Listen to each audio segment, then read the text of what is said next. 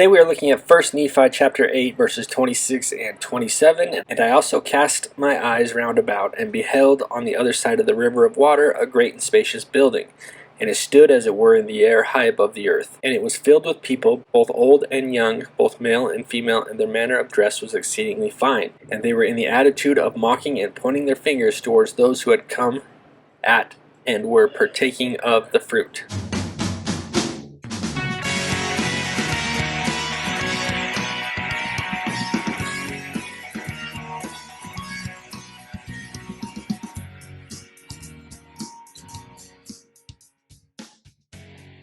Okay, before we figure out what this great building is, we need to refresh our memory on what exactly is going on here in the time. If you haven't seen my video preceding 1 Nephi chapter 8, please go watch that.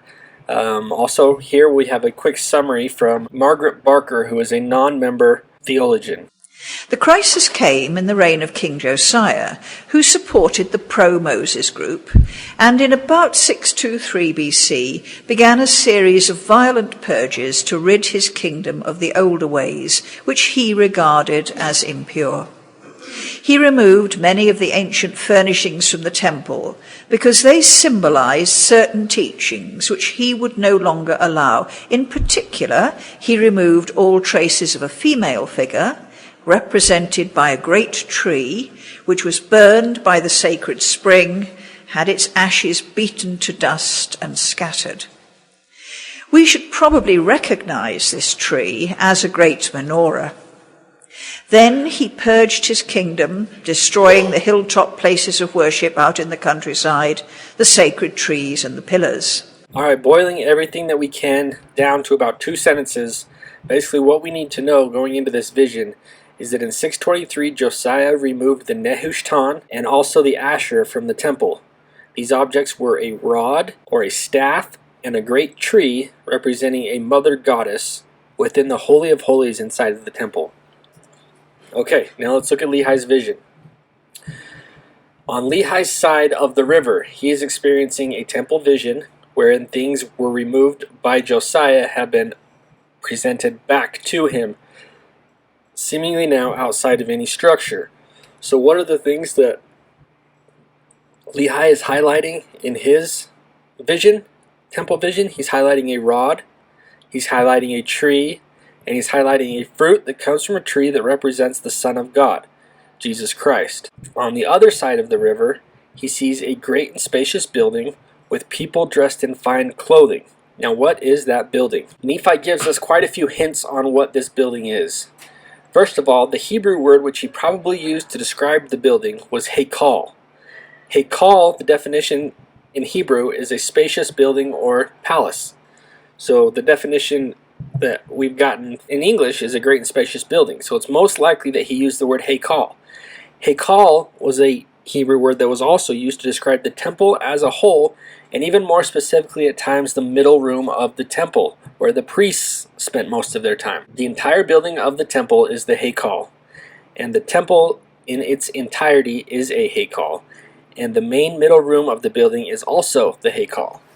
And a large and spatial palace can also be called a Hekal. The word ultimately comes from the Sumerian term Igal, meaning great or large house. One of the keys to me in understanding the Book of Mormon and deciphering the translation processes, both in the Bible and in the Book of Mormon, is transliteration versus translation.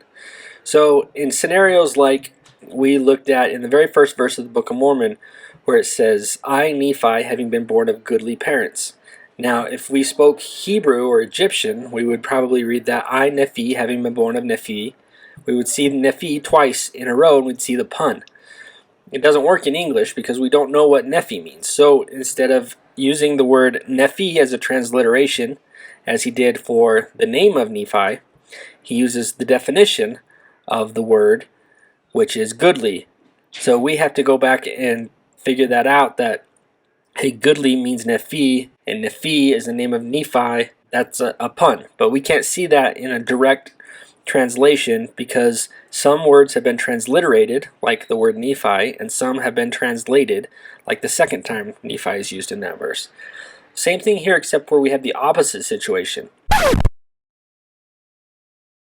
So in Hebrew, this would have been very easy to understand. We would have said, on the other side of the river, Lehis saw the Heikal, and we all would have thought the temple. But we don't think of the Heikal as a temple. We don't know that the Heikal is used as a name for the temple. So instead of transliterating the word Heikal, he translates the word Heikal into a large and spacious building. Now if we go back and transliterate it, we can see Heikal, Heikal. We can see both the terms readily available, and we can see that he's referring to the temple. So this is one of the issues that I just wanted to bring up in this video that we'll see a lot throughout the Book of Mormon and throughout the Bible as we try to understand what these things mean and decipher the translation process. Is sometimes we have to go back and look at transliterations rather than translations. Okay, the second thing we know about the temple is it stood as it were in the air high above the earth. The temple as a whole is appropriately described as being above the earth. The temple is seen as a mountain or as heaven. And in Hebrew, one always goes up, Allah, to the next interroom or level of the temple and comes down, Yorad, from it. This is common in ancient literature. The person brought into the heavenly temple comes up to meet the heavenly beings and then comes back down to earth. For example, to Isaiah, the Lord's throne is high and lifted up. Ezekiel sees his vision when the heavens were opened and sees a throne above the firmament. Daniel's vision is in heaven, and one like the Son of God comes with the clouds of heaven. Enoch has to fly up to the temple, and Lehi must be looking up at the throne because when he sees one descending from it, the temple as a whole, called the Heikal, is up, as is the Great and Spacious Building. Their manner of dress was exceedingly fine. The inhabitants of the Great and Spacious Building dress in a manner that the vision describes as exceedingly fine. Fine is the King James translation's adjective par excellence for things that are made for use in the temple. In the text of Exodus, the word fine, sheish, appears several times in Exodus, and when it does, it refers to something placed or used in the temple. In particular, Aaron's coat and mitre to wear in the temple are made of fine linen. Similarly, his and his son's coats, bonnets, breeches, and girdle are of fine or fine twined linen, and the ephod worn by the high priest was the same. This is another clue that we need to look at when we're reading the Book of Mormon, is to link adjectives back to adjectives used in the Bible. A lot of times, if they're using the same adjectives for things, they're talking about the same things. So this one is fine. Almost always when the adjective fine is being used, it's being used to describe temple objects. So, my conclusion, the Great and Spacious Building in Lehi's dream was the corrupted temple in Jerusalem, the temple that had been unjustly reformed. The Jews within the temple unrightfully removed the mother and the son. More on this in later videos. And third, that the Jews who mocked Lehi were temple initiates who believed in the radical reforms. So from this we understand, and from the Book of Enoch, that the reforms of Josiah were not done under the revelation from God, and Lehi didn't agree with them. Neither did Isaiah or Enoch, Jeremiah, or any of the other prophets that the people in Jerusalem were casting out of the city.